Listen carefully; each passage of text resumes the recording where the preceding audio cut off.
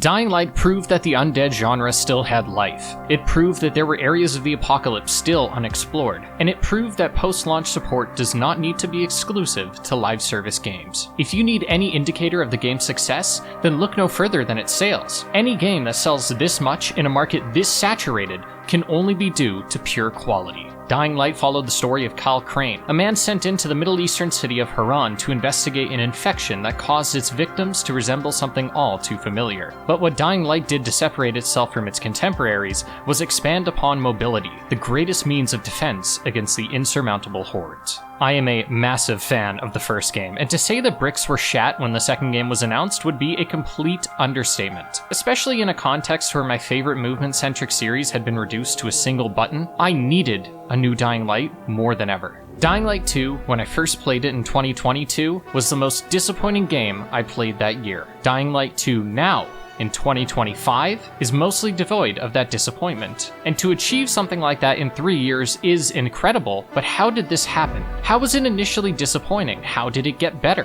Why did it get better? And what does this mean for the future of Dying Light 2 and the rest of the series? I want to answer all of those questions looking at how Techland redeemed Dying Light 2, how it was disappointing in the first place, and understanding that not everything here can be fixed with a patch, and not everything needs to be. When I use words like disappointing or underwhelming, the intention is to describe the feelings I had when experiencing something, and that might not apply to you. There is also the assumption that a disappointing thing is bad, which I suppose makes sense. Nobody wants to be disappointed, but let me clarify before anything else that I feel Dying Light 2, when I first played it, was disappointing and I had a lot of problems with it, but I never have and never will call Dying Light 2 a bad game, because it's simply not true. In fact, I think Techland is a severely underrated developer these days. This primarily single-player game has had more updates and free content than full-blown live service games. Few developers communicate with their audience so transparently and listen to concerns like Techland, and this is exactly why I waited before I made a video on the game,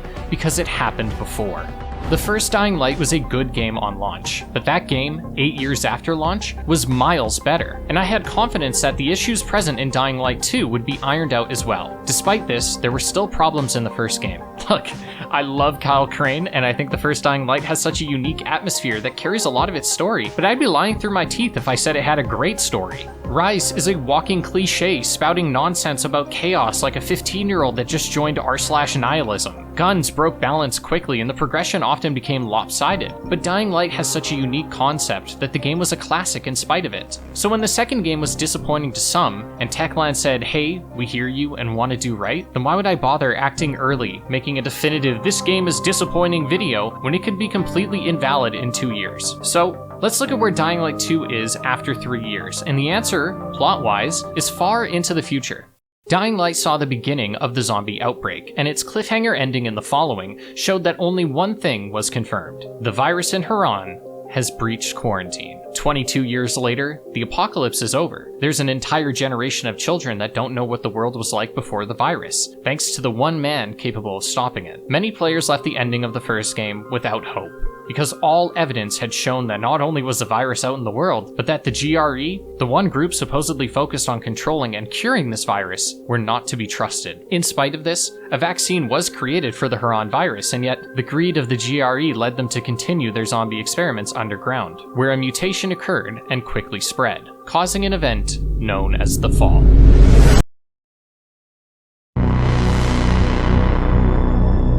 Time supposedly heals all. Time had a part to play in this game's redemption, but time is just an axis, and this retrospective is not intending to say look what 3 years can do for a game, because time didn't do this. Techland did. Not everything needed a fix, and some things can't be fixed. Villador contains enough breathtaking sights that made me wish time stopped entirely, wish that I could capture that moment in a bottle, but it also had scenes that made me feel as though I myself were stuck in said bottle. Dying Light 2 is polarizing for these exact reasons. There is hardly anything in the game that is met with a middling reaction. There were so many things here that are executed better than the first game, and just as many that feel inferior. But just because I don't like the new direction they went in, doesn't mean I dislike any new direction. And it doesn't mean I want the same game again. For better or worse, Dying Light 2 strikes the perfect balance of feeling like a true sequel that expands on the ideas of the first game while maintaining a distinct identity, breathing new life once again into a genre long dead. Time for the survivors of the Fall hasn't healed.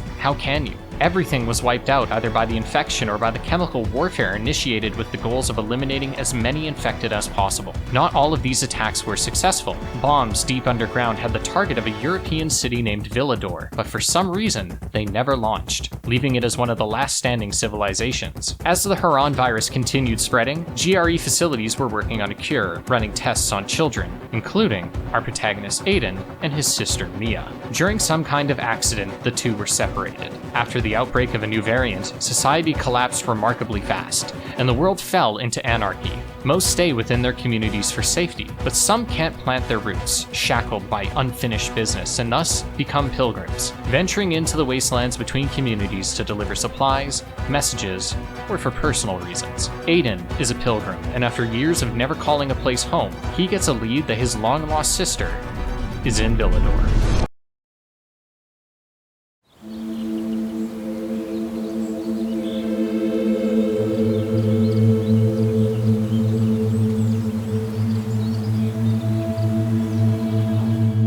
The beginning of the game takes place on the outskirts of town. We meet up with Spike, a character from the first game, allowing us to feel a sense of familiarity, and we explore an abandoned home that has no infected. This opening sets the stage not just narratively, but in a meta sense regarding the game's place as a sequel, and what it intends to deliver. Dying Light, relatively, took place during the beginning of the invasion. There are some Ground Zero hotspots that offered the illusion of a long-gone horror, but most of Harran was still adjusting to the new normal. Safe houses were far from sophisticated, the people still scrambling to manage supplies, and these details communicated the freshness of a decomposing threat. Inherently, sequels present a theme of something new. It's only appropriate then that the game opens with us exploring an abandoned home. If we look at this home as Dying Light 1, then we see that while we're experiencing the next generation of the plague, the roots of the series are still here to explore. Even more fitting is the sun that sets over this past era, signifying its conclusion and implying that there is more to see over the horizon. As dusk settles, Spike parts ways with us, our final evidence that this opening is a goodbye to Harran. We've seen enough symbolism to know this game is going to be different, but we have yet to see how. Our first glimpse isn't a pretty one. Immediately upon scaling a mountain, we're forced to purchase the high jump, a jump that sends Aiden's vertical leap to a height greater than his own. So, there's our first difference. Kyle Crane was strong, but Aiden is near superhuman. While there is an explanation for this, and narratively, I like this decision, it's when in gameplay that we get a disconnect. Ultimately, the more vulnerable we are in a horror game, the more tense and thus fun the action is. We can only give the player greater freedom if the same applies to the infected. As we'll see, that isn't the case. Fortunately, our first glimpse at the infected is a good one. There are basic enemies that allow new players to learn controls, and for old players to be reacquainted. But once dusk hits, we're introduced to an infected that hits harder and moves faster. A general trope in zombie media and Dying Light is that the hardest zombies only come out when it's darkest. It begs an immediate question. If this is what the infected are like at dusk, what could they possibly be at midnight? That, wisely, isn't answered. As always, we fear most what we don't know, and the prospect of a sequel implies some kind of new threat. So keeping that new threat shrouded, even just a bit, leaves room for our minds to dream up something scarier than reality. What sells this opening the most is the visuals. Not symbolism, but fidelity. Dying Light 2 is a stunning game at all angles, though not through your lens. For some reason, no matter how hard I tried, this game never looked great on recordings, and YouTube compression makes it even worse. So while my footage might not match my words, I am positive those who played the game will attest that it is drop-dead beautiful. This isn't simply due to faces, textures, or even lighting, which is all top-notch. It's about the vibe. Particles litter any view, gusts of wind are visible from afar. The sun's safety beams the city, making the shade even darker, and this contrast between day and night is what Dying Light thrives on. The day is meant to be euphoric, liberating, picturesque, because the more luring it is, the more tense the night becomes in contrast alone. This is further aided by the score. Dying Light 1 had good music, with a few standout tracks that scored the underlying themes of mystery and fleeting hope that the narrative presented. Topping a near iconic theme like that is no easy task, but to my surprise, the main theme for Dying Light 2 is just as good, if not better, and it represents the themes of finding hope in a hopeless world. Furthermore, there were more standout tracks in the game that I constantly think about, far more than there were in Dying Light 1. Even the opening of many tracks features a longer, higher-end note that makes it feel as though the sun is rising on the track itself. It's perfect, and composer Olivier Derivière nailed it. When Aiden sleeps, he has a flashback to his childhood. These memories are hazy, but it's clear that Waltz did experiments on him and his sister Mia. Finding Waltz means finding Mia, but there's an immediate question. How do we know Mia is still alive? The two were separated when they were kids, and people don't often survive long in this world, especially if they're outside one of the few major cities. Once daylight breaks again, we finally move towards Old Villador through an old tunnel network. We meet with a contact inside who gives us a GRE key, capable of interacting with different GRE machines and chests around the map. Because this tool allows you to access what is otherwise dormant, relatively hyper-advanced technology, it's extremely valuable, and its original owner, Waltz, isn't happy about its disappearance. As we escape, we find that we're bitten, but thankfully we finally make it to Old Villador. But our introduction sees us being strung up in the town bazaar and left for dead, until a man named Harran saves us. There are many characters in Dying Light 2, but only a select few are likable throughout the story. Harran is one of them. In just the first few minutes, he communicates a lot about Villador. Not everyone is so tribalistic. People come from different walks of the earth, indicated by his French accent, and as it turns out, he can be trusted. Harran says we need to get our hands on a biomarker, a device capable of tracking the infection and alerting the wearer of when they are going to turn. In the years since the Harran virus, the pathogen has mutated, meaning those who turn are even more dangerous, but they have even more to delay that turn. UV light can stop the turning process, either by skin absorption or by using UV mushrooms. This is how the world has to live. Most of the populace is infected, so it's not a matter of not getting bit, it's a matter of staying human. Without a biomarker, you're a wild card, and variables aren't taken kindly in a post-apocalypse. Harran is the only friendly face for a long time, and his trust isn't unappreciated. He guides us through the first night segment, which builds that trust more, but it does remove the magic of that first night. The first night was one of the best moments in Dying Light. The sun is setting, you're taking a risk to grab supplies, and once you're not fast enough, you're left to the horde. There isn't anyone holding your hand. There's just a wave of infected behind you. The silhouette of the tower, the only safe house at that point in the story, in the distance, and thumping music. Here, the nighttime has the right music and the world is reasonably dark, but having an ally makes it far safer. The first night is always going to be the scariest, so we shouldn't pull any punches. I wonder if it would have been more efficient to have Aiden caught alone at night, backed into a corner, and be rescued by Harran to accomplish a tense first night and strengthen our trust with him. Perhaps this lack of intensity aligns with Dying Light 2's push towards telling a story about people more than the infected. The first game had plenty of character-driven moments, but the crux of their stories were centered around how they chose to cope with being powerless at the end of the world. It only took a few infected to overpower someone, and even the most important characters had narrative fragility. Here, humanity has accepted the infected, and thus are somewhat comfortable with their presence. You'll notice that a lot of the stories here, themes, and even gameplay incorporate people much more. I'm still undecided on if I like this change or not, but it does give Dying Light 2 its own identity. What also gives this game a fresh feeling is what's most familiar: an open city, a beaming sun, and the means to express yourself. Dying Light's prologue may run a little long, but sometimes, a victory tastes sweeter when you know you had to work for it. As I began writing this video, Techland announced that they were going to add the ability to skip the prologue. This was likely to combat criticisms of its length. However, offering the ability for new players to skip this segment of the game feels so antithetical to the story. We'll see an issue later on where Aiden's mission is set aside for other people, and that issue only gets worse when we can skip the part that focuses most on Aiden's sister. On repeat playthroughs, it is completely appreciated, but it is also on those repeat playthroughs where you can get through the opening quite fast, so I feel this was an unnecessary change. However, it highlights a theme with this game, and even Dying Light 1, which is that Techland are constantly looking for ways to make the game better. Another reason I feel it's important to play this segment is that setting up the outside world makes Villador so much more enticing, even if the potential pacing issues continue.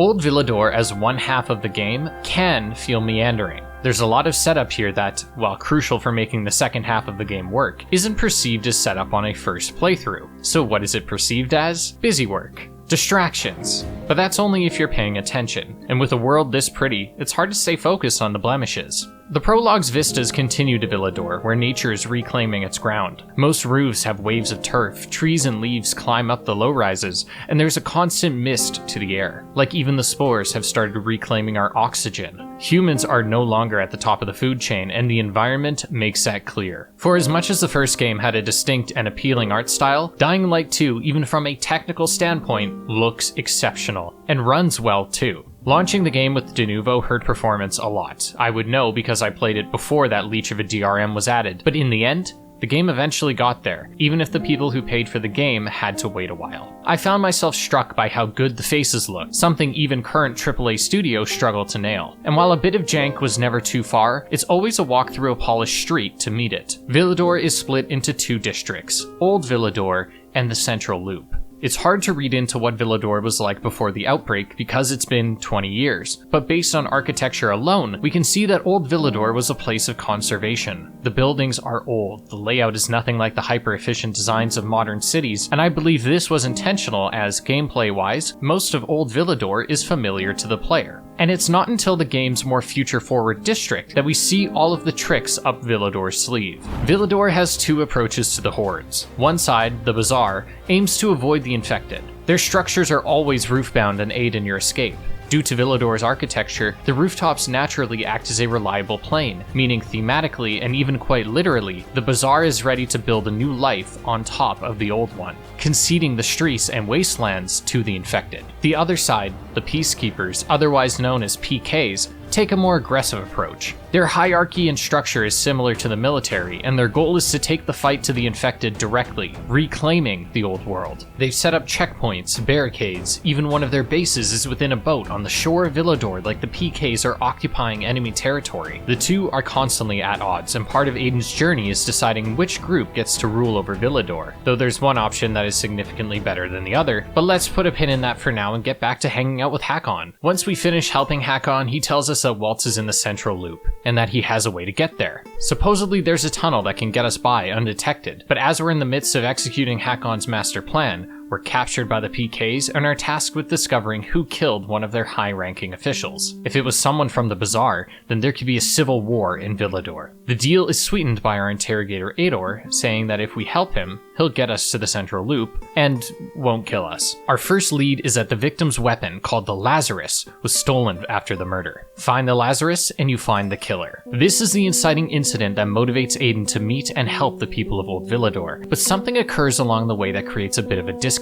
Aiden is initially in a rush to help the people, but as he gets acquainted with them, his sister falls to the wayside. For someone unrelentingly looking for his sister, he forgets about her relatively quick, and this is assuming you are beelining the questline. If engaging in the side content, then we spend even more time forgetting about her. I had hoped the game would showcase a change, or at least have Aiden work through his motivation for finding his sister more. Realistically, it's been nearly 2 decades since the two were separated, so yeah, if he spends a few more days getting sidetracked, I doubt she'll die in that time. If she wasn't able to make it in this world, she would have died long ago. And if she was thriving, then a week wouldn't change that. With that said, Aiden's words make it as though he's going to do anything to get to her, and yet his actions communicate a flippant, shit, I guess I could go find her. It at least aligns with the player's feelings, because we don't really know anything about Mia, but I did feel that I should care more. Either way, we get let loose once again, but the people of the Bazaar don't trust us, and we have to complete a few jobs for them to earn that trust. Side content in Dying Light 2 is a mixed bag. Perhaps a generic criticism, but a true one. Sometimes I engage with an interesting story. Discovering a ring of bandits that lure in new citizens was interesting, but others, like uncovering a contaminated water supply, was less so. The determining factor?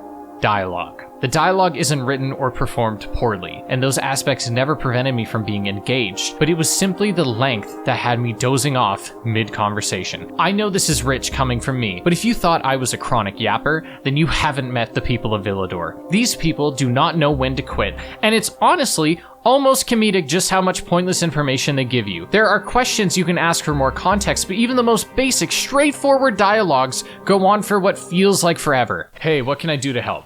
Please help, my dog went missing. He's a giant schnauzer mixed with a poodle, which is like a regular schnauzer but a bit bigger. His name's Dale, and he might be out looking for water. He was always a thirsty boy. water, right? We all gotta drink it. If you find him, make sure he's had water. But make sure the water isn't sparkling. He doesn't like sparkling water. Last time he drank it, he fell over, and we don't want that happening.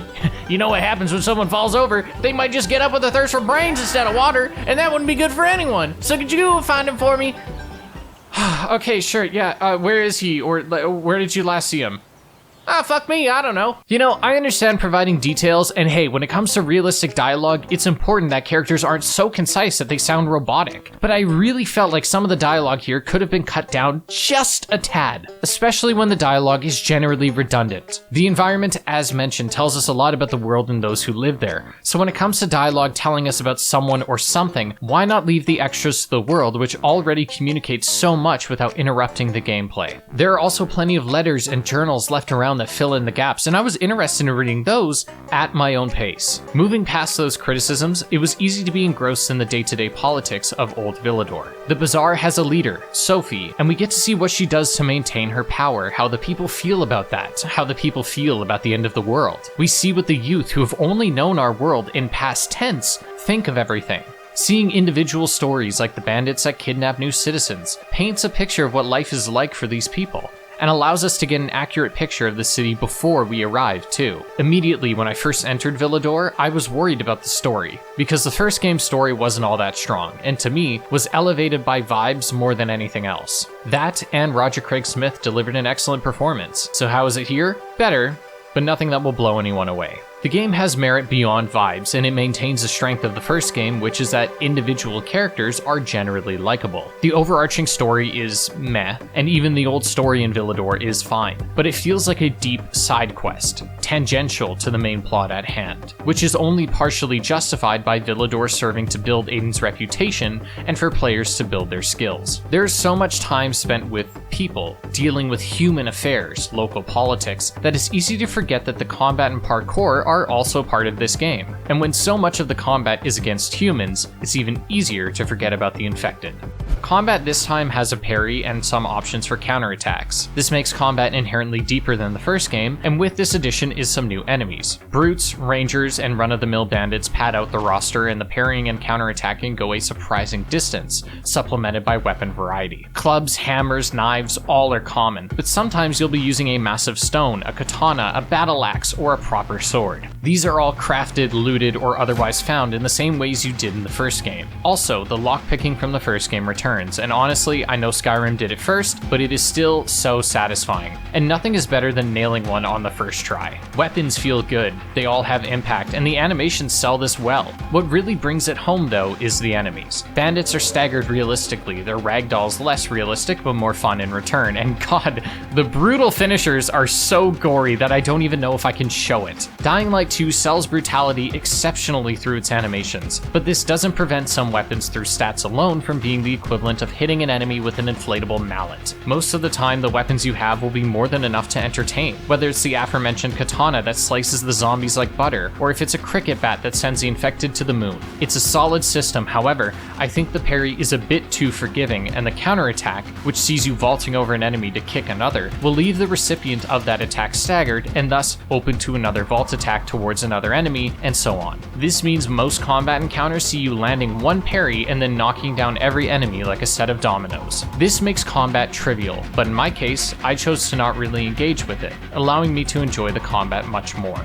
Ultimately, more time here is spent dealing with bandits than zombies, and in fact, a lot of the activities will reward you for avoiding zombies, like the night zones, which are the dark areas that the infected take solace in during the day, meaning you'll have to wait until it's nighttime, once they've all cleared out, before you can make your way inside. I think there's a few reasons Dying Light 2 makes this push, and they ultimately serve the game, mostly. There are a few issues with the infected conceptually when developing a sequel. The first is challenge. How can we make the infected more of a threat, while also allowing players to do more? The answer might be to make them stronger, but then another issue arises. How can we make the infected still feel like zombies? Some of the infected here, like the volatiles, are more akin to a demon than a zombie, and for a rare creature that's fine, but when the average zombie looks like this, then they become exactly that, average. Dying Light's solution is to take the fundamental aspects of a zombie and apply them to a new class of humans, the Renegades. The Renegades are a faction of ex-military and bandits that act as Villador's collective antagonist. The Peacekeepers and Bazaar survivors will always put a pin in their conflict to take down the Renegades. The Renegades as an enemy class are brutal, unrelenting, and a little stupid. They'll constantly be frothing at the mouth with bloodlust. They'll act with as much aggression as a viral, and worse, they use actual weapons. The obvious threat is in the fact that they are new, and that they do more damage than the infected. But what makes them a proper iteration upon the zombie is how we feel fighting them. When we look at most bandits, there's a level of empathy. Even the bandits we fight in the game aren't doing so because they just love the job, they do it to survive. So much of Villador is civilized, but everywhere else is chaos. So what do? The Renegades commit violence for the love of it. They kill to kill, and it often seems like they themselves don't care if they live or die. Thus, as the player, I view them as on the same level as the infected because they have lost their humanity, and this, thematically, is a great way of expanding the scope of the infected. I mentioned in my first video that one of the reasons zombies are scary is because they represent this hollow lack of humanity. A beast in human skin. It's something that we don't even need to get from a cordyceps or a virus. It could be due to a career, physical, mental, life positions that we're in, where we just stumble through the motions, starving for the next weekend like it was a fresh brain. The infection hasn't gotten everyone, but it has done a number on the world's humanity, and the Renegades, people that have reverted to living for the next kill and only the next kill, is exactly how that humanity has been damaged. Villador as a city is proof that humanity still exists, but it's also true that Villador is the exception. No other society is still standing. This is humanity's last stand, and humans don't need to be directly infected to lose that humanity. Part of Villador is already succumbing. The Peacekeepers use force to get their way. The Bazaar tries to hang Aiden when he first meets them, and it's only the characters who show their humanity that get some kind of happy ending. And Aiden's humanity is what fuels his pursuit. In this regard, the subtitle of Stay Human takes on new life, as it's not just about not losing one's empathy, camaraderie, and hope, their signs of humanity, as it is about not succumbing to their infection. The infection further could be a metaphor for losing what makes someone human metaphysically, but I don't want to get too far into that territory. The point is, the Renegades are both mechanically and thematically an evolution of the infected enemy class.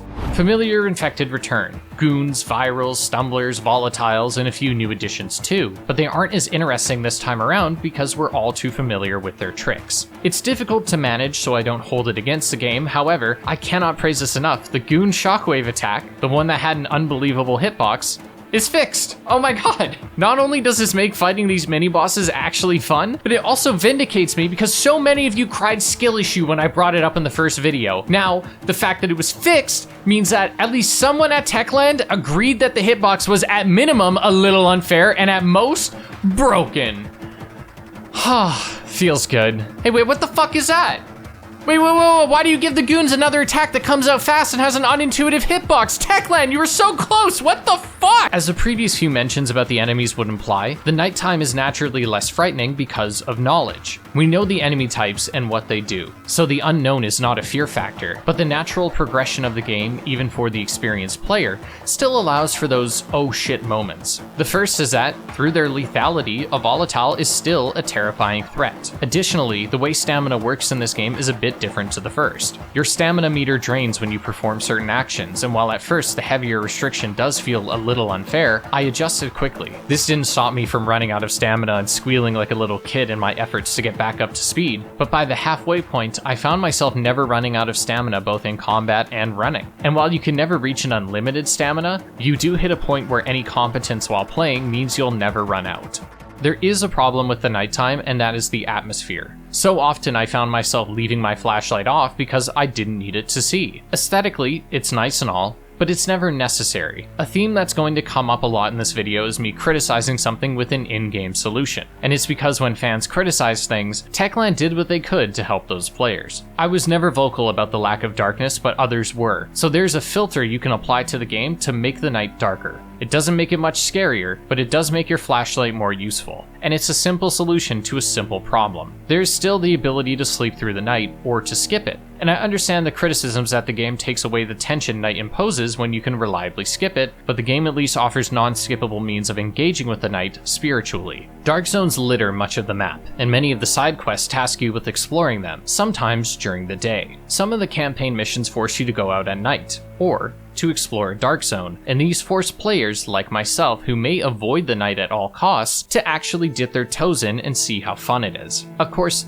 the difference between the gameplay during the day and night is night and day. During said day, you'll be engaging with combat either against the more docile infected or against the renegades. Parkour, however, is something I've been conflicted on for a while. On one hand, I think fundamentally parkour is more fun here and has more tools for the player to utilize, but I also thought that fundamentally it was way too floaty. From the moment we got a gameplay reveal, my hype was killed because I saw the physics and went, oh, we're fucked, aren't we? I love the parkour of the first game, and this was not it, and I wasn't the only person that felt that way. Part of what makes Dying Light's parkour so fun was how generally realistic it was. When we have a reasonable restriction on how far we can jump, we have to spend more time planning out a path, and when we need to do that with 20 infected on our tails, gameplay is given tension. Here, we could clear a whole road no problem with a base jump, not even considering abilities that further heighten or lengthen your leap.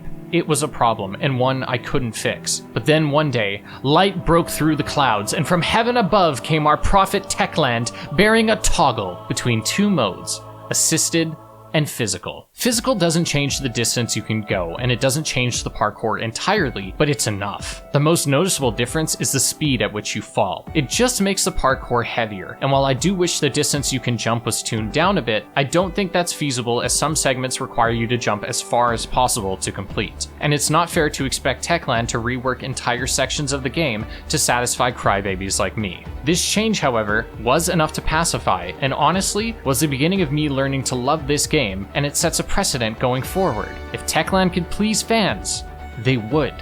Parkour in this game is very different from the first, not just in the physics or the things you can do, but in the level design as well. The rooftops more than ever act as a second plane of living. You'll run down long paths, find bridges connecting streets, and a lot of these structures have infected in mind, as those bridges will often have gaps that will shake any infected chasing after you. These little gaps are not just good environmental design, but they constantly instill a feeling of superiority in the player. They can do things their antagonists cannot. There are higher structures for you to climb this time around, and often they'll require crafty solutions depending on what skills you have unlocked.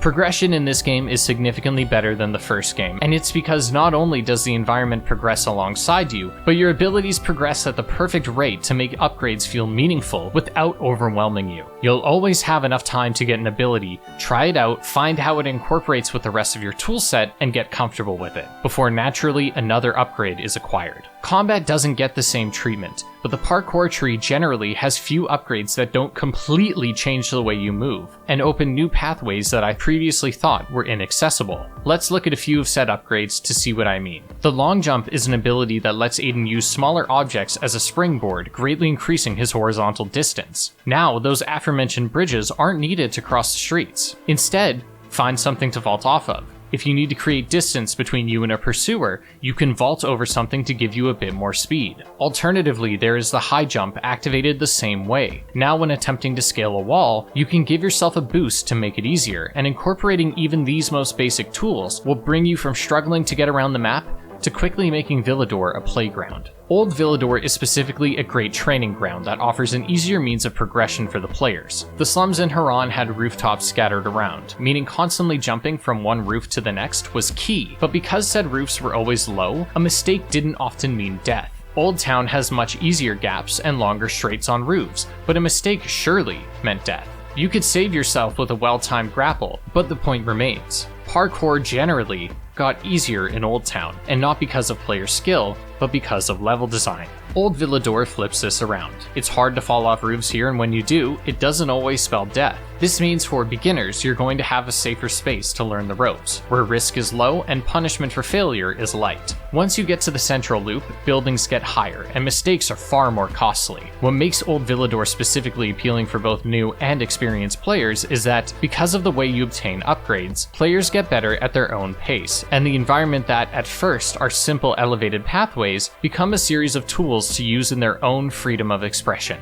Here is a photo of Old Villador, and the highlighted objects are things you can interact with at level 1. This is what it looks like at max level. I think that illustrates the point well enough, but I want to remind you that so much of the game takes place here that a lot of players will likely have most of the core movement abilities by the end of their time here, which retroactively frames this part of the game as a preparation for the more complicated environments of the central loop.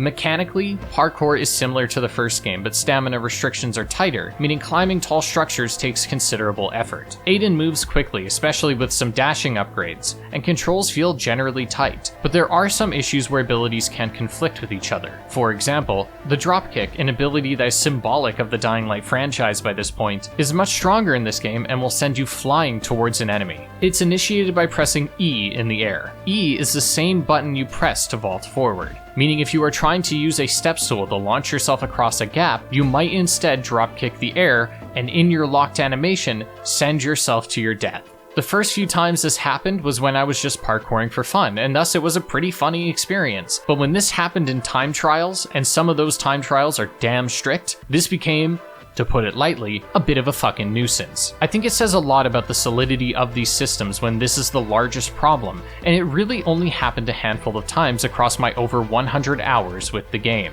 Fundamentals of parkour are important not just from a development standpoint, but from a gameplay standpoint too. And while it does take some time before the player is introduced to the best traversal tools, the setup time, I would argue, is needed, as in order to fully utilize some of those later upgrades, the player needs a rock-solid foundation. Much of your learning experience will be done alongside fulfilling the main quest line, which feels like a massive side tangent. When we follow the trail of whoever killed the leader of the PKs, we find the culprit is Hakon. Maybe in retrospect this was an obvious twist, but it caught me off guard. And it makes enough sense for a repeat playthrough to be more enjoyable, as we can now recognize all of the inconsistencies that would point to him being the murderer. Things like Hakon going dark as we initially try to make it to the central loop. Things like Hakon being surprisingly hands-off with helping us find the killer, and Hakon operating generally outside of the two communities at each other's throats. It's not often we find people who are not part of a sect, either the Bazaar, the Peacekeepers, or the Renegades, so when Hakon isn't part of either, there's only one group left. But he's a little too smart to be a renegade, making his story more complicated. Hakon essentially killed Lucas because Waltz, our primary antagonist, made him, though at this point, we don't know how. In the midst of our confrontation, Hakon is shot by a mysterious sniper. There are decisions all over the game, and while certain events will always occur, it's at this point that the game begins significantly branching off depending on if you leave Hakon to die, and if you sided with the survivors or the Peacekeepers. I'll speak broadly about the story's events to avoid bloating this video with summary, but what matters is that Aiden, through the help of the survivors or Peacekeepers, is able to get into the tunnel. What I found interesting about this point in the story is that certain events still happen, such as a renegade windmill being blown up.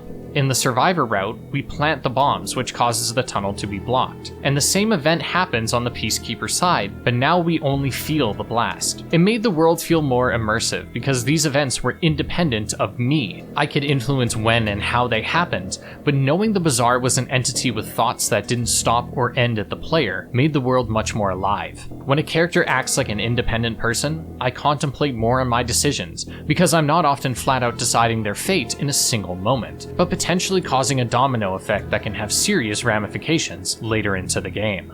It was at this point that I was most intrigued, yet subtly frustrated at Dying Light. We spent nearly 8 hours in Old Villador, and yet we were no closer to finding Lawan, finding our sister. Making our way through the tunnel, we find Waltz, held captive by the PKs and Aitor. He snaps on them, showing a more beastly side, and leaves us for dead, or so he thinks. We black out and wake up to renegades looting our body, and in the ensuing fight, we get our first glimpse of an Aiden turning. Aiden enters a frenzy that isn't entirely explained by the end of the game, but we do come to understand what causes it, and what it means for us, mostly. This, to me, is the first point where Dying Light 2 creates a plot point that needs more explanation, but chooses to forego it in the name of focusing on Mia, something Aiden already seems comfortable sidelining. When Aiden was experimented on as a child, it was clear he had a particular biology that allowed the test to give him supernatural abilities. Commonly, we see people refer to this as him turning into a volatile, and it's certainly close enough, but this doesn't seem to be entirely tied to the infection, as these outbursts are triggered by high-stress situations. This is why there's an assumption that it's linked to his infection, as often,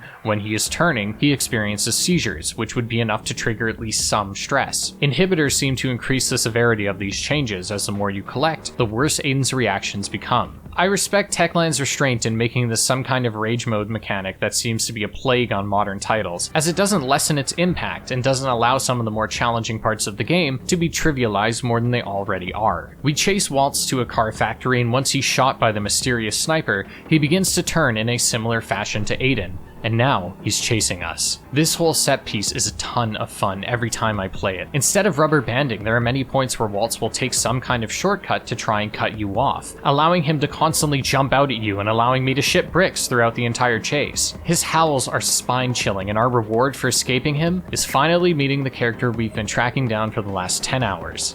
Lawan. Lawan is such a great character, and genuinely carries Dying Light 2, and it all comes down to her voice actress Rosario Dawson, who brings Lawan to life unlike any other character. She communicates this charm that no character other than Hakon was able to up to this point, and is a massive highlight of Act 2 and 3.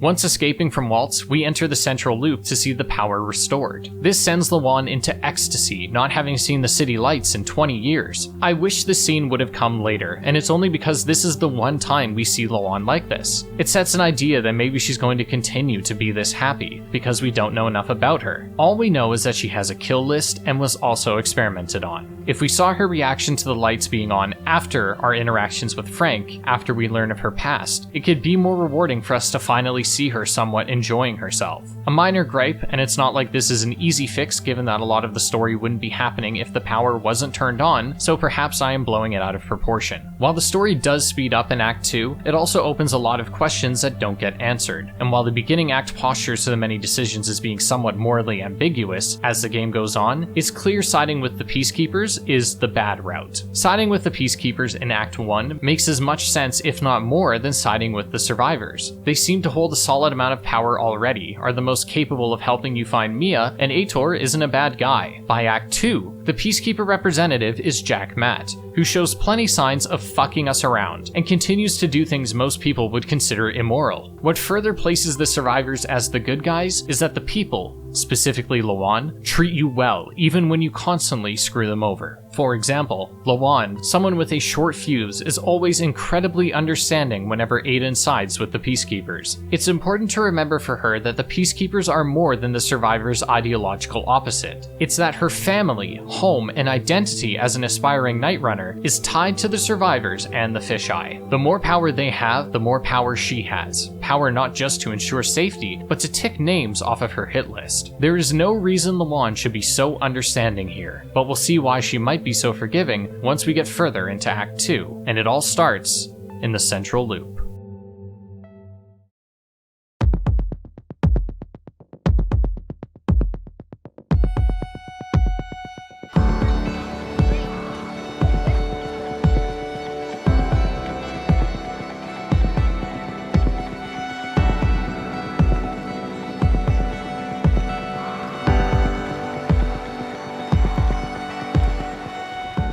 The central loop is a completely different game, one near deserving of being viewed in a vacuum. It's the first time we're introduced to everything we'd want in a sequel. New tools, brighter lights, a bigger city, and a story that actually progresses. Old Villador on its own is good, but pales in comparison to the central loop, where everything from its characters to its side content is overhauled. Part of what makes our entrance to the central loop so invigorating is that, seeing the city, the player and Aiden are in awe, and when we're given a new tool to explore that city, there's a giddiness that feels earned. This is why, in spite of feeling that the first half of the game is weaker, I wouldn't call it redundant. The build-up to this moment is fundamental. We're granted new tools in the central loop that completely change how we move: the paraglider and the grappling hook.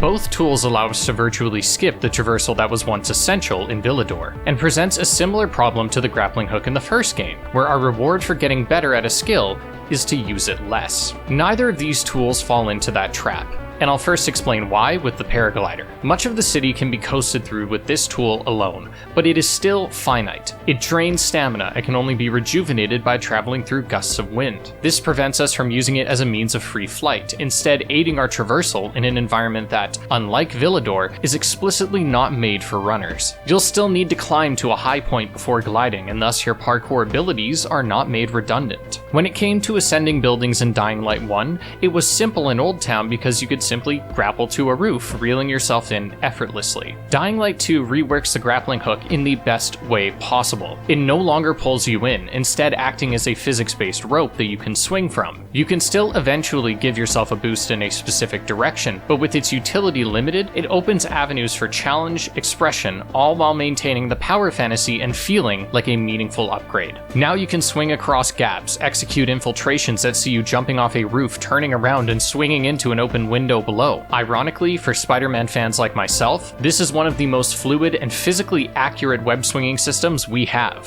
When we think of a power fantasy, there's an important element that many games forget, which is relativity. What is power to someone who already has it? Not much. But power to the powerless is intoxicating. We became comfortable with moving with nothing but our legs, comfortable with being at the mercy of our body, comfortable with being in constant danger. Now, we're given the ability to coast so high above the skyline that we can forget about our biggest threats. We're given the power to almost entirely negate the lethality of height, and we're given the power to express true freedom in our movement. However, Dying Light 2 isn't content with giving us all of these new tools without some new challenges.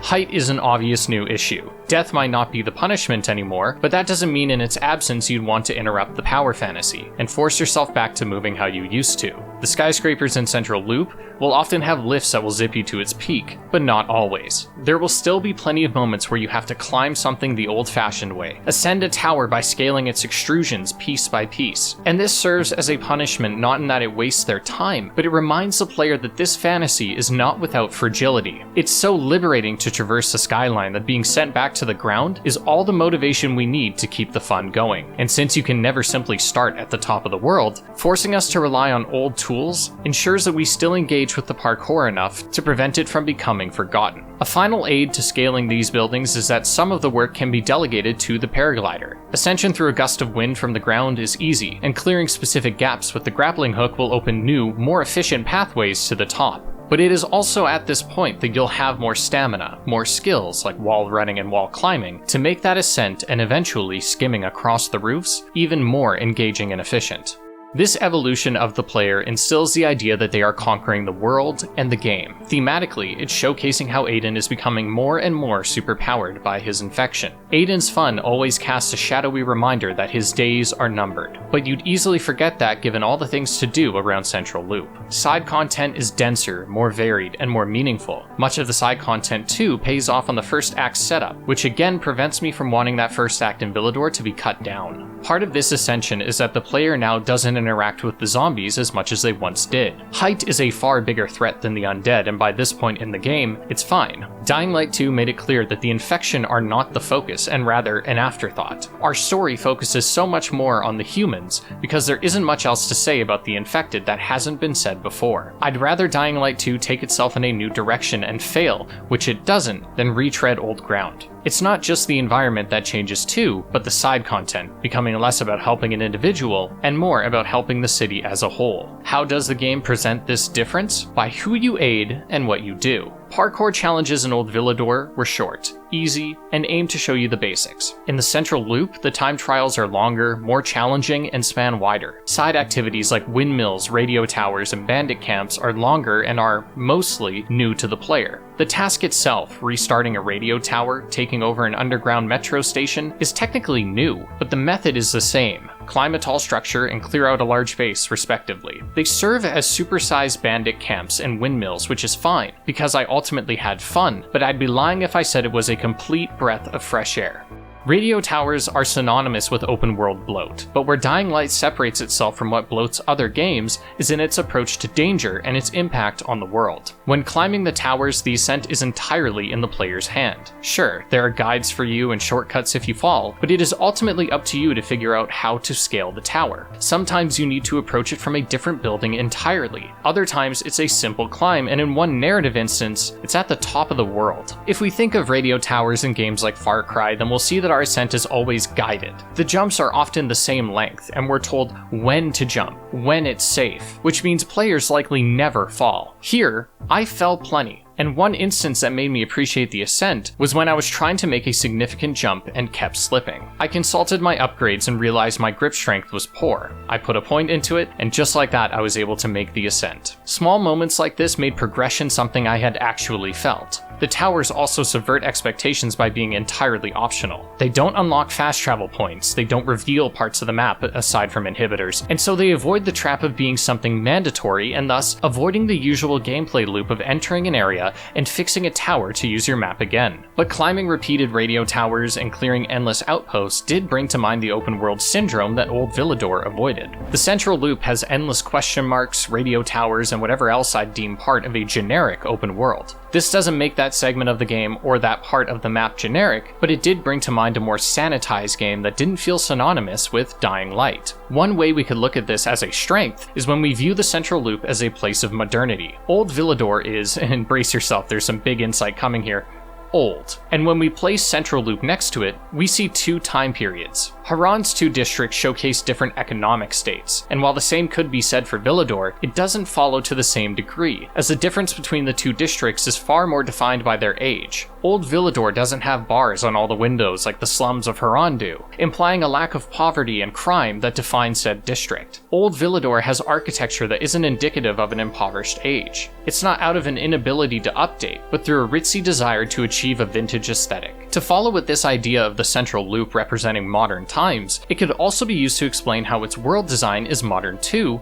for better or worse. Side content is given by vendors with minimal rewards at times, some of which go on for literal ages. It's not a large blemish, especially when the facets of Old Villador are still here, but even that too carries its own set of problems. We still have side quests where more time is spent with the quest giver spouting needless expedition about last night's constipation than time is actually spent getting their laxatives. We now have weekly rotating quests to keep players logging in and a happier hub in the Fisheye or the Missy, the Peacekeeper's floating fortress. We'll see a theme of Dying Light 2 introducing more radiating endgame content, not unlike a live service game.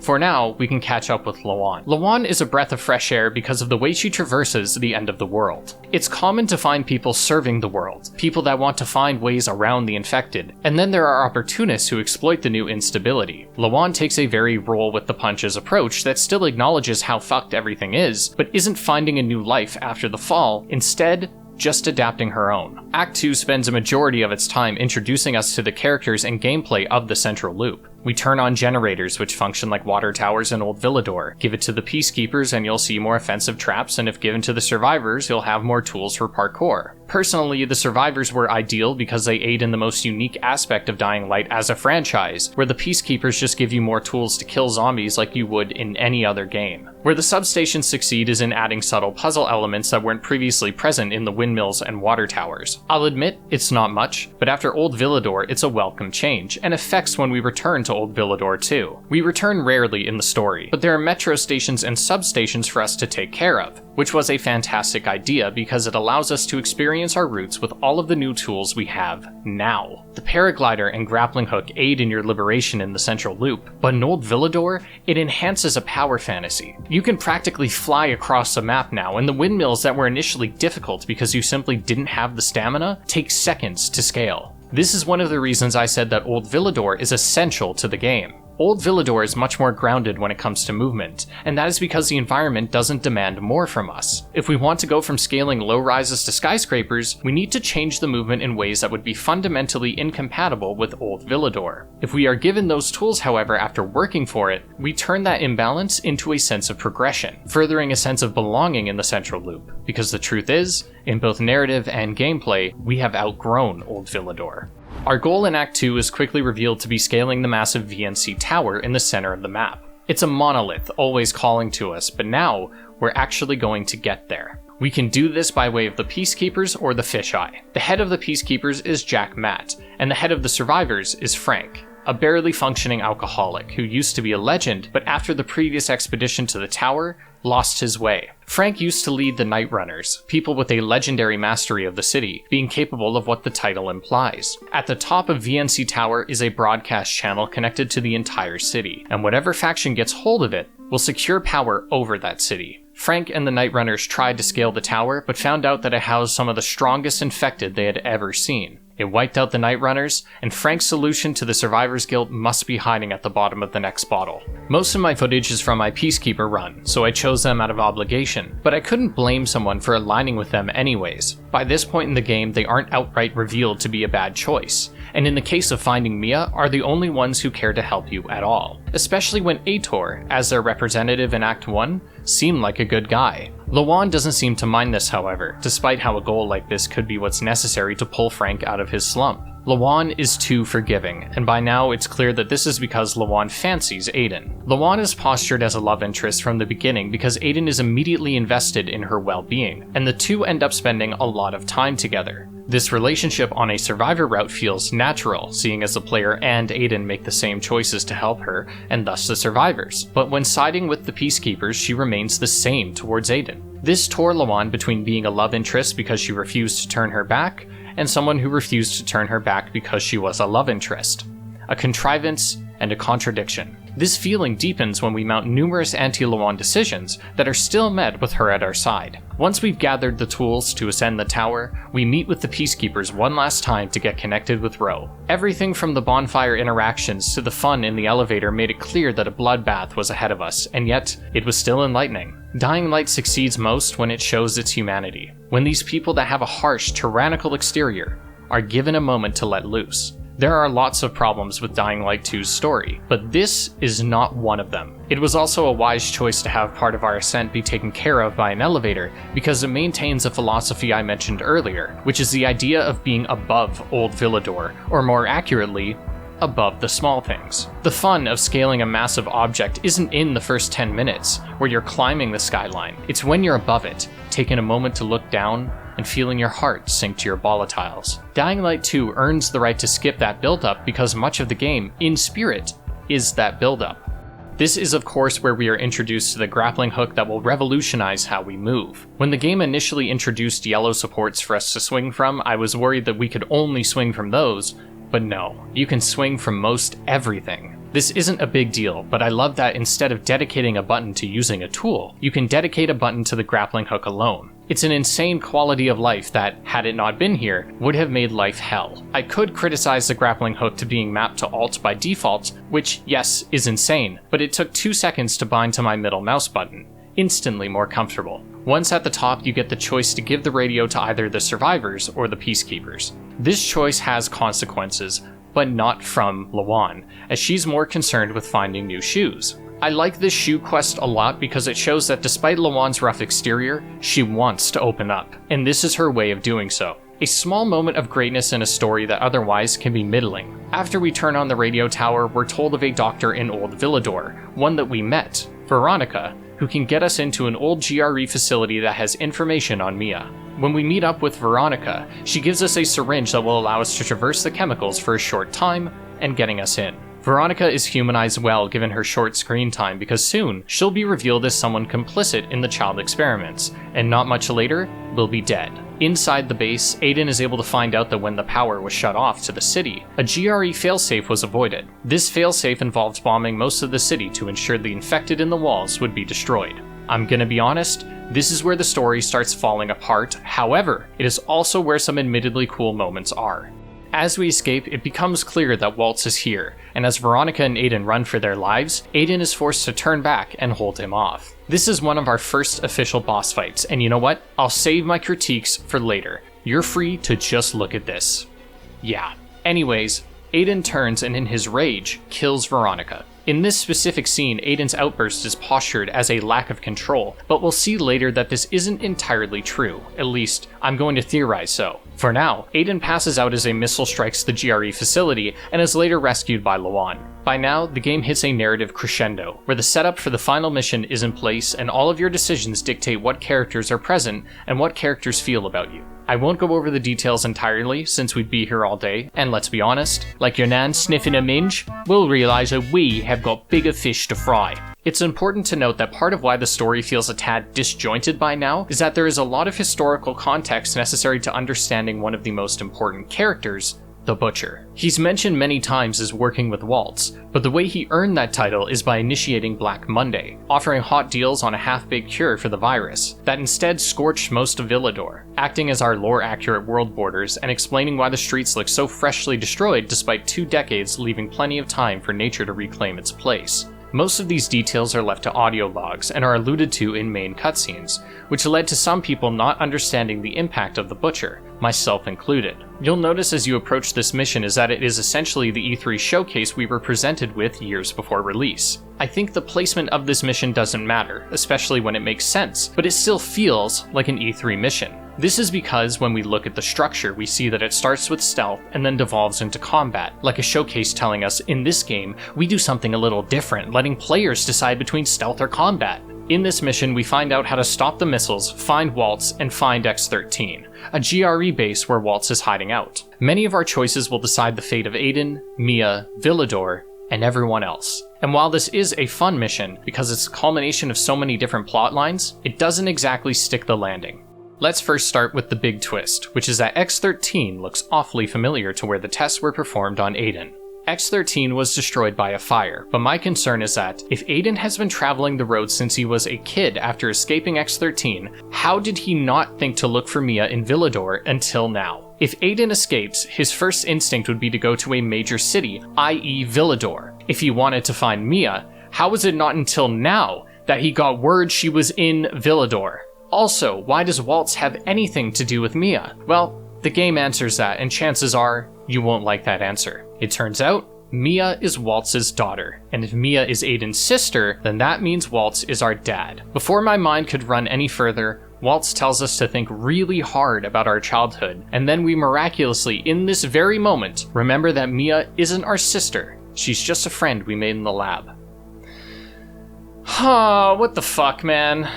I had some decent hopes for this story, and yeah, I know the first Dying Light didn't have a great narrative, but the following was excellent. So I was confident that Techland was refining their pens. In order to get to the bottom of how this happened, we need to talk about the writers. Hardly any of the writers credited on the first game show up in the cast of Dying Light 2, and while we're talking about writers, we can't ignore Chris Avellone. Chris Avellone is a well-respected and highly decorated writer working on games like Fallout New Vegas, Prey, Jedi Fallen Order, and was working on Dying Light 2. This was until June of 2020, where 2 accusations of sexual misconduct were levied against Avellone. His response was seen as a form of admittance in the court of public opinion, which didn't help, and in the fallout, he parted ways with Techland. Avellone then filed a lawsuit against his accusers, claiming they committed libel. In 2023, Avellone settled out of court with the 2 accusers, following one of the woman's witnesses not corroborating their story. The 2 women paid at least $1 million and issued a statement retracting their claims, and the fact that this is what they settled on speaks volumes about the case they had. I don't intend to focus on these allegations or determine who is right,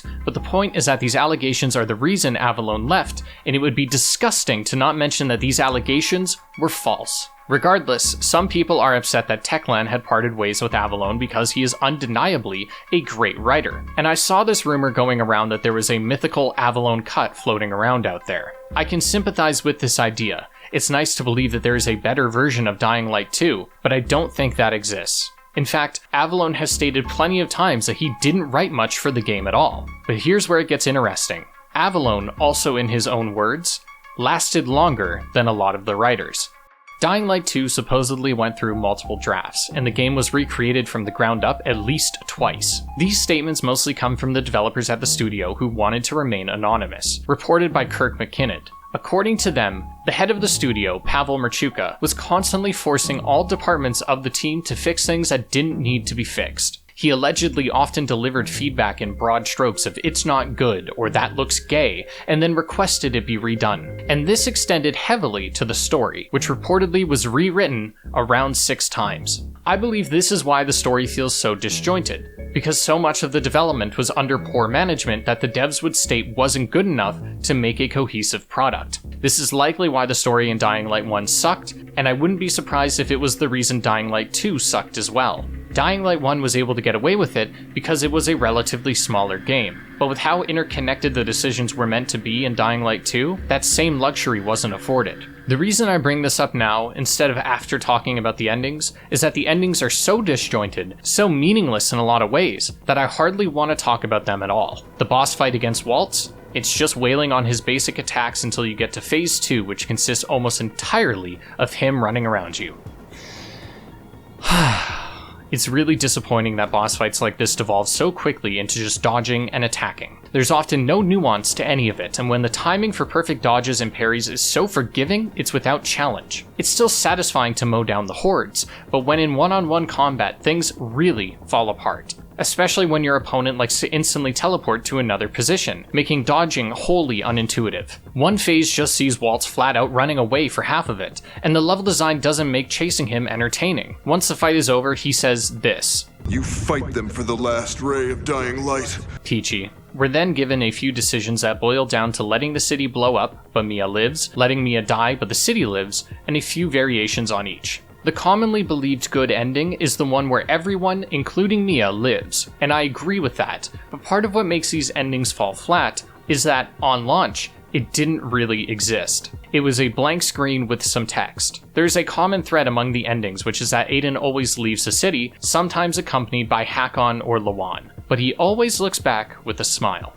Here's why this pissed me off. In one playthrough, I made Lawan hate me, I let the city be destroyed, and I wasn't told what happened to Mia or Waltz. Aiden just fucked off, and still, he looks back, the city in shambles, and gives us that same smile. If people wanted to say the story was disjointed and developed erratically, here is Exhibit A. It's funny, because individual moments here are significantly better than Dying Light 1, and credit where it's due, I felt like my choices mattered most of the time, but this ending squashed almost all of those brownie points. The opening was so long-winded that Techland conceded to allowing players to skip it instead of retuning it, but who knows, maybe a story that has been rewritten this many times is a lost cause. Where a lot of my frustration comes from in the story is Mia, specifically Aiden's connection to her. Let's imagine a different universe where Mia still exists, and so does Waltz, but instead, it's clear from the beginning that Aiden has no relation to Mia. In this alternate story, we could keep a lot of the same beats, but we just have to rework the premise. Instead of searching for his sister, Aiden leaves Villador as a child to escape Waltz and his experiments, but because of said experiments, he knows he's changing, causing him to want to return to find out where Waltz is. This way, we save the twist at the end with Mia, and we have a constant motivation for Aiden to want Waltz. Mia acts as an unnecessary catalyst bloating Aiden's motivation, and this wouldn't fix the story for me, but it is a place to start. I also wonder if the game is leaving hints that Aiden's infection isn't progressing in the way we think it is. To go back to the scene where he kills Veronica, it's presented as though Aiden was out of control. However, when in the final cutscene with Lawan, he is able to regain some control to save her. This makes me think Aiden's infection is turning him into more of a sentient volatile. You might think this contradicts him killing Veronica, but it's clear that he was upset that she lied to him and worked for the GRE. So maybe deep down, he thought she deserved it. The second theory is that he is so in love with Lawan that his desire to save her, to protect her, is so deep within him that even as a zombie, he acts upon it like a primal instinct. It's like when zombies sometimes put their hands up as if begging for mercy from your attack. Basic instincts are still present. Maybe it's the same with Aiden. But knowing what we do about this game's development, it's hard to know if this was intentional or just a happy accident. Overall, the campaign of Dying Light 2 is just fine. Its biggest issue is undoubtedly how much its characters yap. And I know, real fucking ironic seeing as how we're an hour into this shit, but the difference is you've come here to hear me yap. And I came to Villador to do some flips and puke at the sight of what they call sanitation. It's incredible that in spite of praising the central loop, I found the first act to be more consistent, perhaps due to its smaller scope. It didn't immediately overcomplicate itself, and move slow enough to allow a lot of the story to be discovered by the player. We see that state of the world, see who the good guys are, and our decisions are harder because the morality of the two opposing factions aren't so stark. By the end of the game, it becomes clear that the Peacekeepers are the bad guys, especially when we return to the bazaar and see its inhabitants slaughtered. Techland touted a quarter of the game's content is going to be missed on each playthrough, and I generally agree with that statement, but what I liked more is that there are certain secrets you would just never learn if you didn't make certain decisions. For example, in one playthrough, there would be a peace meeting between the PKs and survivors, and it would become clear that Jack Matt had some of his men dress as renegades to ignite a war. On another, we miss it entirely. We also flat out see Jack kill Juan, because he was both a renegade spy and knew about Jack's involvement in Black Monday. There's plenty of stuff like this that you would miss on a playthrough, which meant repeat playthroughs always had something new for me to find. That's not even mentioning the myriad exclusive quests to each playthrough as well. For as much as I've spent deserved time shitting on Techland, their post-launch support is giving me constipation. A single-player game's usual post-launch support these days consists of a DLC or two, and then a bunch of features that should have been in the game on launch, like a photo mode and a New Game Plus that are dropped in a large update, so the shareholders can be rest assured that their product is harvesting as much time and money from consumers as possible. Dying Light 2, however, has seen numerous free updates, some of which including things that should have been there, but mostly are simply there to enhance the experience.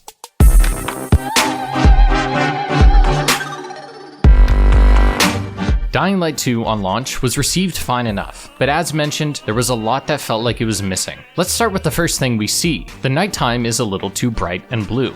Oh, sorry. Here's the game with the filter turned off. Yeah, the nighttime isn't as scary, and part of what makes the nighttime a fun kind of scary is the atmosphere. Thankfully, Techland added a filter called Darker Nights that aims to make the darker portions of the game darker while highlighting the brightness of the days. This doesn't just alleviate concerns with fear, but enhances strategy too. When using stealth, humans will react to your flashlight, and if you're in the dark, that flashlight is integral to seeing where you're going. With this setting, when that flashlight is off, it truly feels like you've been engulfed in the shadow, and enhances the fantasy of stalking your prey. It doesn't fully match the Harranian dusk, but it certainly helps. I've already mentioned the changes to parkour, but to reiterate, this was my biggest gripe.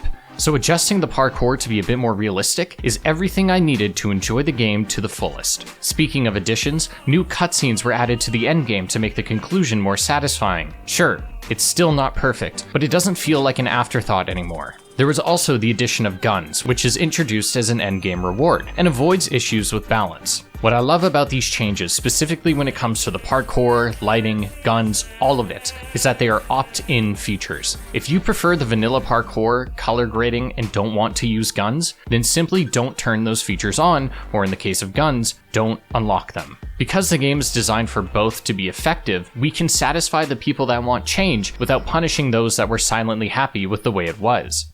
When it comes to an endgame grind, there's likely to be plenty of cleanup as you clear the multitude of question marks around the map and finish off any side quests you missed. Fortunately, because the decisions in the game were so significant, a replay is warranted almost instantly with New Game Plus. There's a similar skill expression to the first game, where once we traverse the city in calculated ways, finding the most efficient path to our objective, we now, blurring the barrier between input and button press, find ourselves clearing gaps and wall running like a skater grinds a rail. The monsters still crumble beneath you in spite of the introduced scaling, and with the parkour tools at our disposal, nothing in Villador can make you break a sweat. You can complete a series of radiant quests to find the best loot, but I never found myself enjoying this grind. It's hard to stay motivated when your goal for farming the same enemy is to only get more efficient at farming that enemy. I did have fun with the GRE anomalies, but only the first few times. Co-op is an incentive, and the idea of joining someone else's game to help them is a great idea, but in practice, it gets old. There are dynamic events around the map, and simply traversing is enjoyable, but there's something missing here. It might be the setting. Harran was a world that still had an undecided fate after the end of the game. Crane's final decision was to not make one at all. Dying Light 2 has a definitive ending. Aiden leaves, the city is either saved or destroyed, and there's an overbearing feeling of, now what? Maybe a better question is now, why? Why do we need endgame content? Well, because we've spent the whole game gathering weapons, learning skills, and familiarizing ourselves with the environment. So let's do something with it. It's like when there's a weak endgame in Pokemon. We spend the whole game putting together our team, so let us use it on something. Now, not every game needs an endgame, and in the case of Dying Light 2, we get all major Night Runner tools by the third act, so we could see that third act as our victory lap. And it's not like we don't have different time trials to use our skills on, but I would have liked to have seen some kind of epilogue where we get to see Villador in some new kind of peace, or at least a new kind of direction. Maybe instead of having Aiden leave, he can just say, I have a few more things I need to do. And that could lead into quests where we help put the town back together or enjoy the new prosperity of the Fisheye Canteen. Just because there aren't intense challenges for you to do, doesn't mean there aren't fun things to see. Much like the first game, Dying Light 2 has a significant amount of Easter eggs and developer secrets for players to find. Some are as simple as kicking a football a few times, and others see you exploring the entire map to find different evil duckies and unlock a secret room.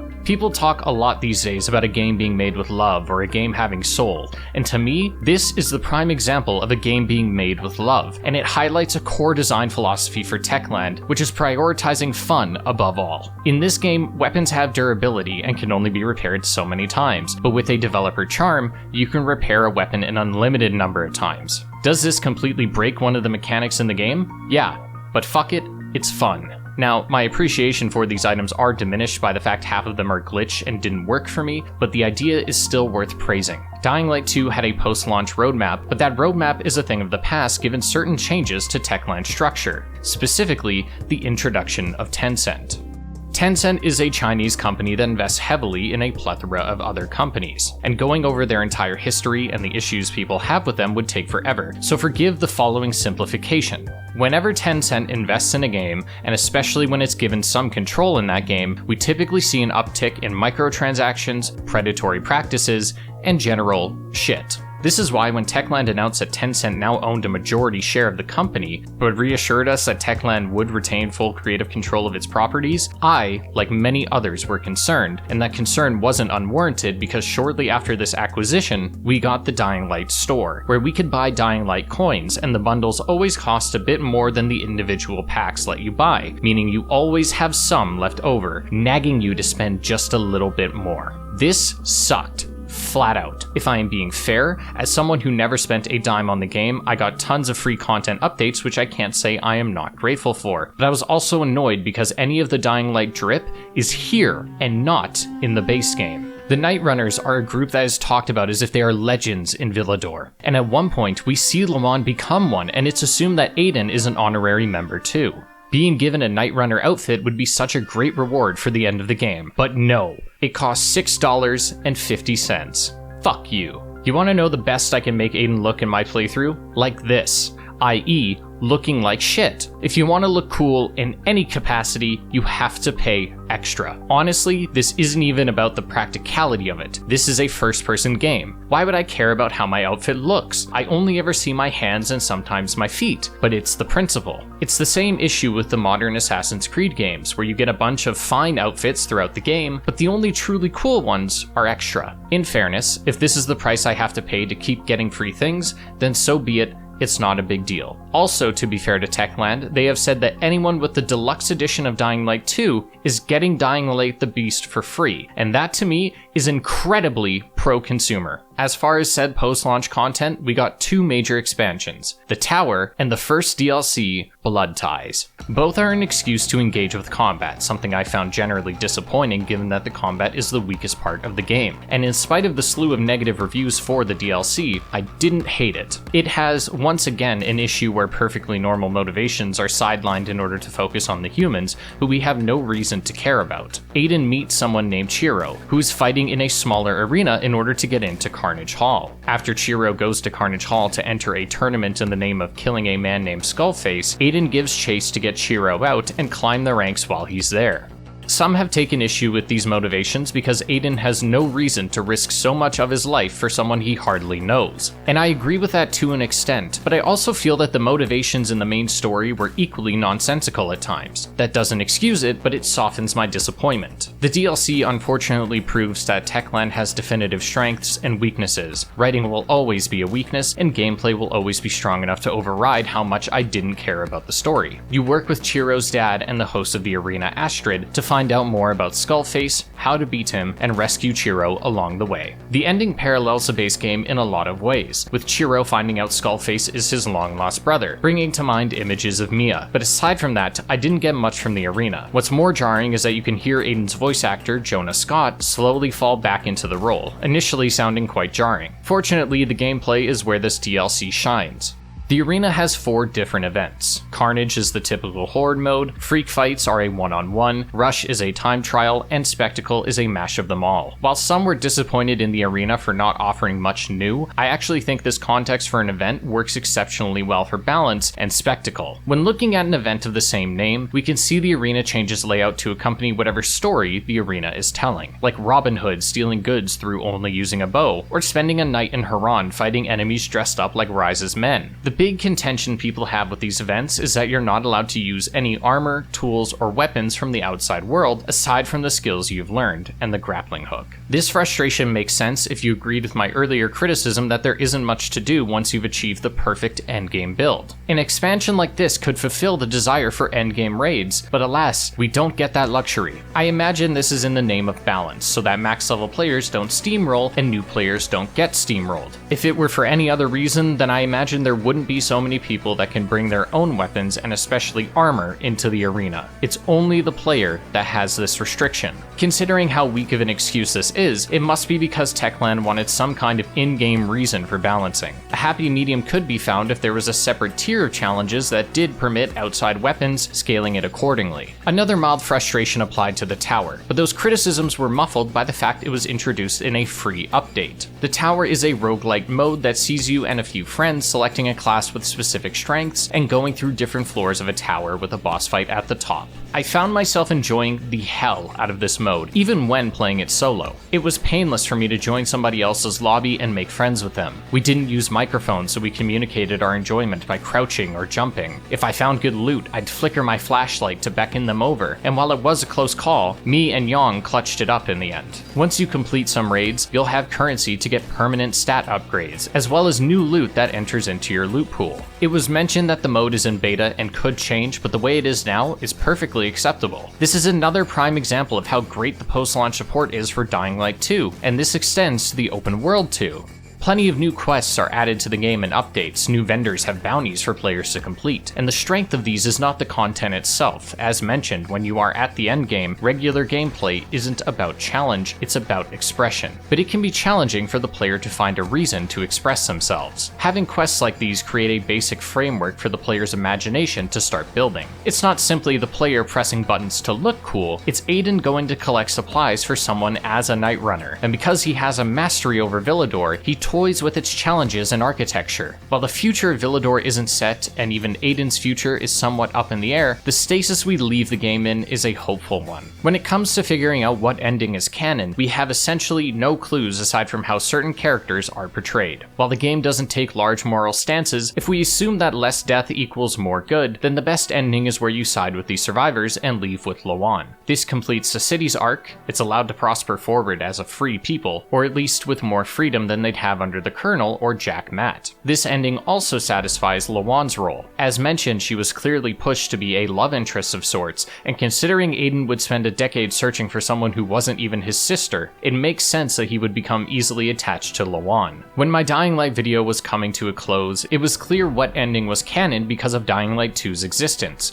But now, with the Beast taking place directly after the events of Dying Light 2 and being set in Castor Woods, which doesn't seem in proximity to Villador, it means the future of this part of the world is unknown. Of course, a big difference here is the tone. Dying Light 1 had a cure as an overarching goal, but Dying Light 2 is a post-shit hitting the fan world, where the people now just have to deal with things. I hope the Beast answers questions about what the world can do now, what the next goal is. Are there still people working on a cure, or is the world comfortable trying to pretend like the infection is the new normal? If Kyle Crane truly is half man, half beast, could he be the key to the infection just being the next step in human evolution? For now, we can look back at the post-launch support of Dying Light 2 and see a perfect example of Techland being a cut above the rest in the AAA scene. Yes, the launch was rocky, and we cannot excuse or forget that, but we also can't forget that they began improving things immediately. And even once the game was in a good place, they still added ways for players to keep having fun with their game, and even under a Tencent acquisition, maintained a consumer-friendly approach that was founded on listening to fans and prioritizing the end-user experience above all.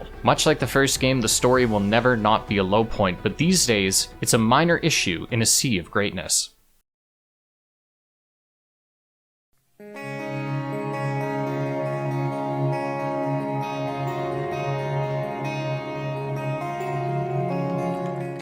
Ultimately, Dying Light 2 is a great game, and by now, stands comfortably next to the first. While both games do have their individual merits, it's shocking to see just how similar they are. Simplistic stories that are underwhelming at best, incredible world building and dynamic events, graphics that look stunning at the time and still look good to this day, gameplay that breathes new life into the zombie genre and stands as the best AAA movement game out right now. A world that players fall in love with as they progress from being at its mercy to skimming across its skyline with pure leisure. Where the games mostly differ is in their time periods relative to the beginning of the infection. Harran was still grappling with the end, not sure if it really was the end, and the pure stress of the infected was tearing its people apart. This influenced the gameplay in such that the game was much harder, and the nighttime was much darker. It was all unknown, and thus the player had less power over it. Villador lives so far beyond the initial outbreak that many of them don't remember what life was like before the fall. The nighttime isn't just brighter literally, but spiritually too, as we become aware of the monsters hiding in the shadows, and we know how to traverse them effectively. Now we have more power, can jump higher, run on walls, up walls, because we, spiritually, have more power over the infected. We're capable of keeping the infection at bay, of not living with the infected, but next to them. Thanks to the disjointed nature of Dying Light 2's story, there's still plenty of room for other games in the franchise, not just The Beast. We could see a game set during the fall, but I'd only urge that the story be focused on the world and what's happening within that world and how the people are reacting to that world. Trying to write a character-driven story that actively pushes the infection to the side leaves the game lacking a major part of its identity, and it's one of the biggest gripes fans have with Dying Light 2. The world building in these games has always been a strength, so lean into that. We don't need to create a story on top of the world, we need to create a story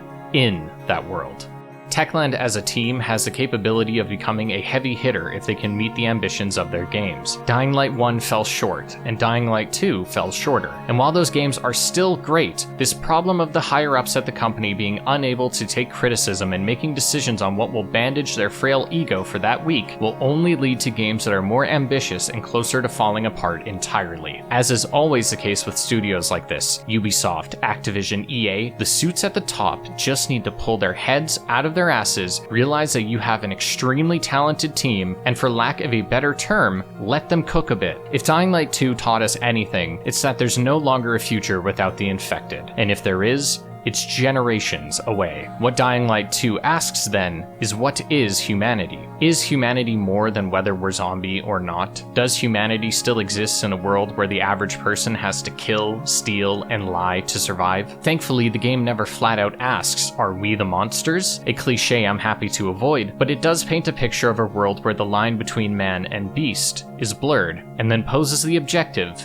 to stay human. Maybe that's the subtle secondary objective that causes Aiden to constantly put his sister aside to help his fellow humans, to forgive those people for hurting him, and to help others find forgiveness too. Maybe it's what makes the infection so scary. We're never too far away from attacking anything on sight, cannibalizing each other, and motivating ourselves by nothing but bloodlust. Maybe it's what makes the characters ramble for minutes at a time, allowing me to start a family of 5 before the cutscene is over. And maybe it's what makes every flaw in this game somehow endearing. For all its flaws, Dying Light 2 is an undeniably human product in a time where so many games feel like they were made to please metrics and spreadsheets. Is Dying Light 2 a masterpiece?